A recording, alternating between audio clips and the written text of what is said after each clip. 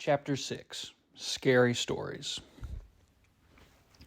As I sat in my room, trying to concentrate on the third act of Macbeth, I was really listening for my truck. I would have thought, even over the pounding rain, I could have heard the engines roar. But when I went to peek out the curtain, again, it was suddenly there.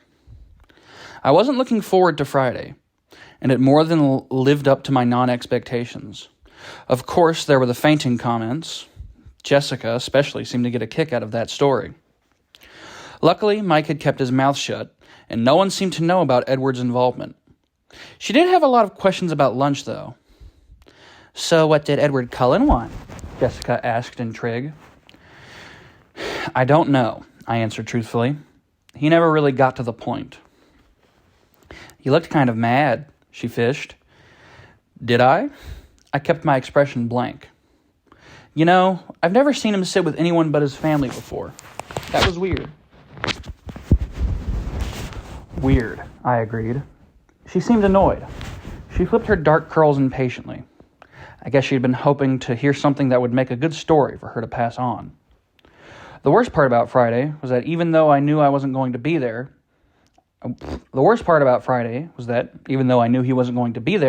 I still hoped. When I walked into the cafeteria with Jessica and Mike, I couldn't keep from looking at his table, where Rosalie, Alice, and Jasper sat talking, heads close together. And I couldn't stop the gloom that engulfed me as I realized I didn't know how long I would have to wait before I saw him again. At my usual table, everyone was full of our plans for the next day. Mike was animated again, putting a great deal of trust in the local weatherman who promised sun tomorrow. I'd have to see that before I believed it. But it was warmer today, almost 60. Maybe the outing wouldn't be completely miserable.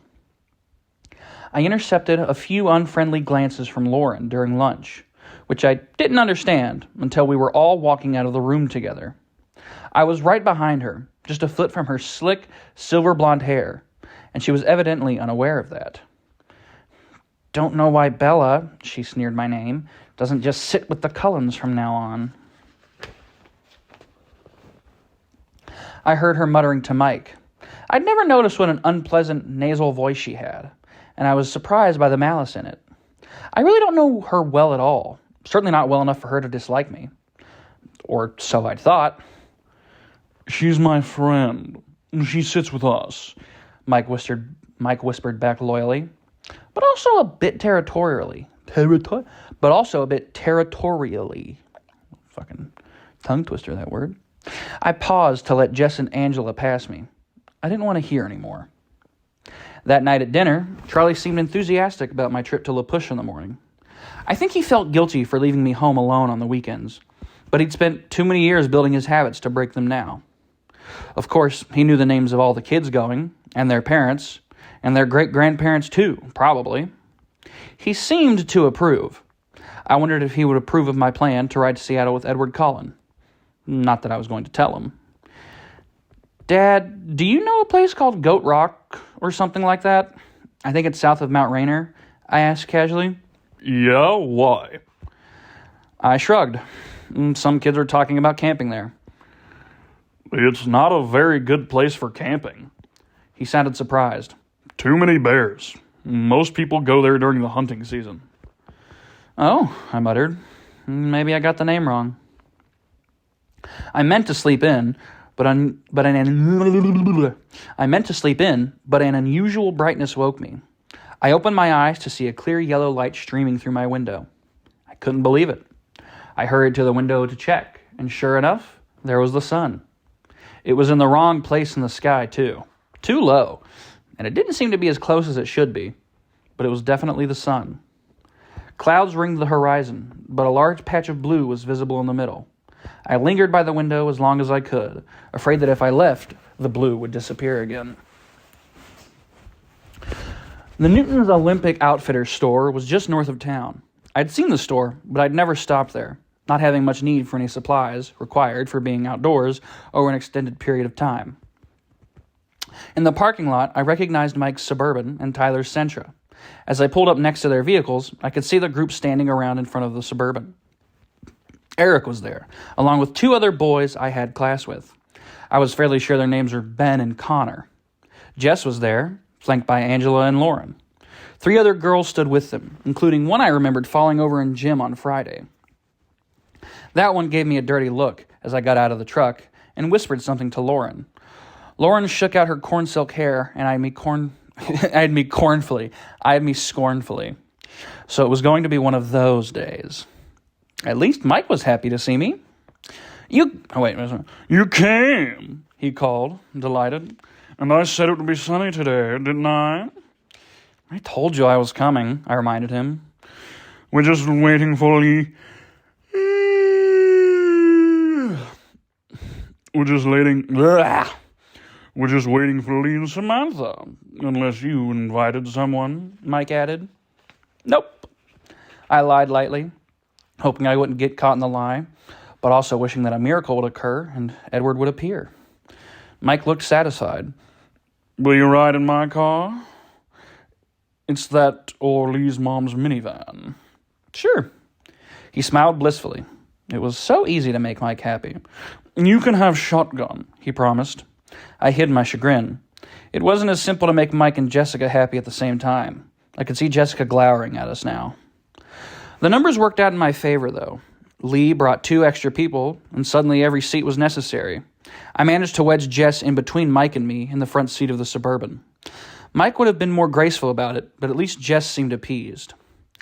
It was only 15 miles to La Push from Forks, with gorgeous, dense green forests edging the road most of the way, and the wide Quileute River, I don't know what the fuck that is, snaking beneath it twice. Do they need to do carpool? If it's just like if it's a long drive, I get only having 2 cars, but if it's just the 15 miles away, it's the next town over. You're that close to the fucking coast. You could all have just met there. I don't get what, if they all have cars. Maybe you have to drive 1 or 2 people that don't have but I don't know, maybe that's more fun and I'm just a cynical cunt. It's possible. I was glad I had the window seat. We'd rolled the windows down. The Suburban was a bit claustrophobic with 9 people in it, and I tried to absorb as much sunlight as possible. I'd been to the beaches around La Push many times during my Fork summers with Charlie, so the mile-long crescent of oh my God, I am losing it today. So the mile-long crescent of First Beach was familiar to me. It was still breathtaking. The water was dark gray, even in the sunlight, light-capped and heaving to the gray, rocky shore. Islands rose out of the still harbor waters with sheer cliff sides, reaching to uneven summits, and crowned with austere, soaring firs. The beach had only a thin border of actual sand at the water's edge, after which it grew into millions of large, smooth stones that looked uniformly gray from a distance, but close up were every shade a tone could be. Terracotta, sea green, lavender, blue-gray, dull gold. Fucking cannot speak today. The tide line was strewn with huge driftwood trees, bleached bone white in the salt waves, some piled together against the edge of the forest fringe, some lying solitary, just out of reach of the waves. There was a brisk wind coming off the waves, cool and briny. Pelicans floated on the swells while seagulls and a lone eagle wheeled above them. The clouds still circled the sky, threatening to invade at any moment. But for now, the sun shone bravely in its halo of blue sky. We picked our way down to the beach, Mike leading the way to a ring of driftwood logs that had obviously been used for parties like ours before. There was a fire circle already in place, filled with black ashes. Eric and the boy I thought was named Ben gathered broken branches of driftwood from the dryer piles against the forest edge, and soon had a teepee-shaped construction built atop the old cinders. "Have you ever seen a driftwood fire?" Mike asked me. I was sitting on one of the bone-colored benches. The other girls clustered, gossiping excitedly on either side of me. Mike kneeled by the fire, lighting one of the smaller sticks with a cigarette lighter. "No," I said as he placed the blazing twig carefully against the teepee. "You'll like this, then. Watch the colors." He lit another small branch and laid it alongside the first. The flames started to lick quickly up the dripwood. Fuck me, man. The flames started to lick quickly up the drywood. "It's blue," I said in surprise. The salt does it. Pretty, isn't it? He lit one more piece. I have been cursed by the tongue gnomes. He lit one more piece, placed it where the first... He lit one more piece, placed it where the fire hadn't yet caught, and then come to sit by me. Thankfully, Jess was on his other side. She turned to him and claimed his attention. I watched the strange blue and green flames crackle towards the sky. After a half hour of chatter, some of the boys wanted to hike to the nearby tidal pools. It was a dilemma. On the one hand, I loved the tide pools. They had fascinated me since I was a child. They were one of the only things I ever looked forward to when I had to come to Forks. On the other hand, I'd also fallen into them a lot. Not a big deal when you're 7 and with your dad. It reminded me of Edward's request that I not fall into the ocean. Lauren was the one who made my decision for me. She didn't want to hike, and she definitely was... She didn't want to hike, and she was definitely wearing the wrong shoes for it. Most of the others I'm gonna fucking rip this book in half. It has cast a curse on me. Most of the other girls, besides Angela and Jessica, decided to stay on the beach as well. I waited until Tyler and Eric had committed to remaining with them before I got up quietly to join the pro hiking group. Mike gave me a huge smile when he saw that I was coming. Okay, Edward needs to show up soon. Maybe he saves her from getting in the tide pool, or he just fucking kidnaps her, because otherwise, I do not give a fuck about this chapter. I don't care about Mike. Lauren can go fuck herself. Right? I mean, I don't... Bro.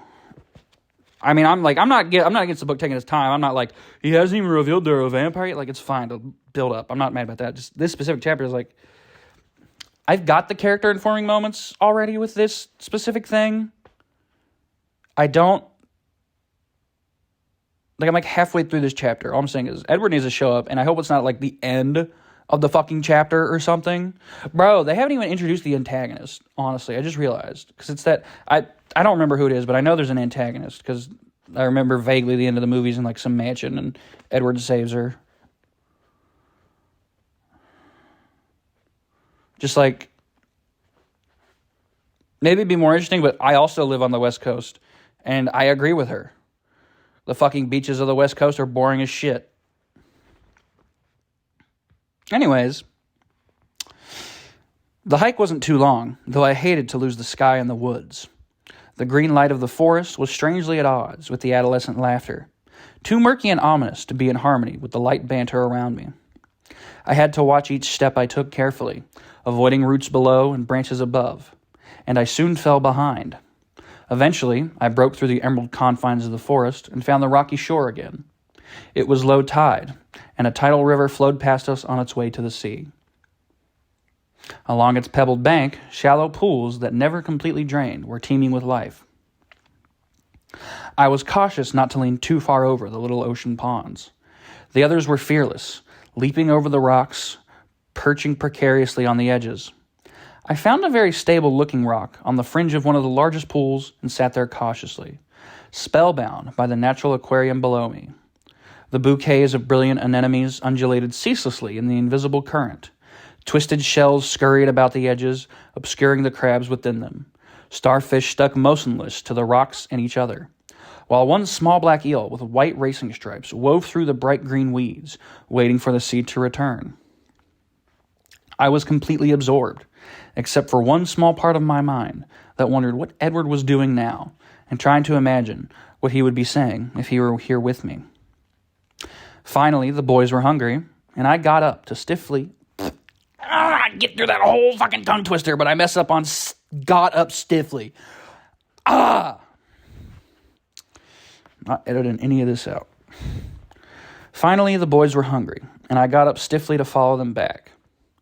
I tried to keep up better this time through the woods, so naturally, I fell a few times. I got some shallow scrapes on my palms, and the knees of my jeans were stained green, but it could have been worse. When we got back to First Beach, the group we'd left behind had multiplied. As we got closer, we could see the shining, straight black hair and scopper skin. Oh my god, bro. I have been cursed by the fucking, like a witch or the fucking tongue. I gotta fucking stop interrupting. Some interruptions are good, but bro, this is an audiobook. Okay. Had to center myself. I'm just leaving in all the fucking dead air, because fuck you. As we got closer, we could see the shining, straight black hair and copper skin of the newcomers. Teenagers from the reservation come to socialize. Oh, is this going to be Jacob?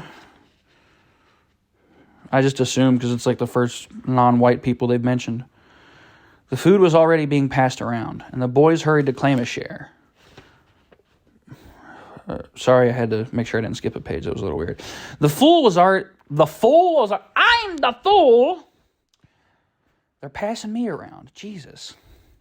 The food was already being passed around, and the boys hurried to claim a share while Eric introduced us as we each entered the driftwood circle. Angela and I were the last to arrive, and as Eric said our names, I noticed a younger boy sitting on the stones near the fire glance up at me in interest. I sat down next to Angela, and Mike brought us sandwiches and an array of sodas to choose from, while a boy who looked to be the oldest of the visitors rattled off the names of the 7 others with him. All I caught was that one of the girls was also named Jessica, and the boy who noticed me was Jacob. I'm a goddamn prophet. It was relaxing to sit with Angela. She was a restful kind of person to be around. She didn't feel the need to fill every silence with chatter. She left me free to think undisturbed while we ate. And I was thinking about how disjointed time seemed to flow in forks, passing in a blur at times, with single images standing out more clearly than others. And then, at other times, every second was significant, etched in my mind. I knew exactly what caused the difference, and it disturbed me. During lunch, the clouds started to advance, slinking across the blue sky, darting in front of the sun momentarily, casting long shadows across the beach and blackening the waves. As they finished eating, some people started to drift away in 2s and 3s. Some walked down to the edge of the waves, trying to skip rocks across the choppy surface. Others were gathering a second expedition to the tide pools. Mike, with Jessica shadowing him, headed up to the one shop in the village. Some of the local kids went with them.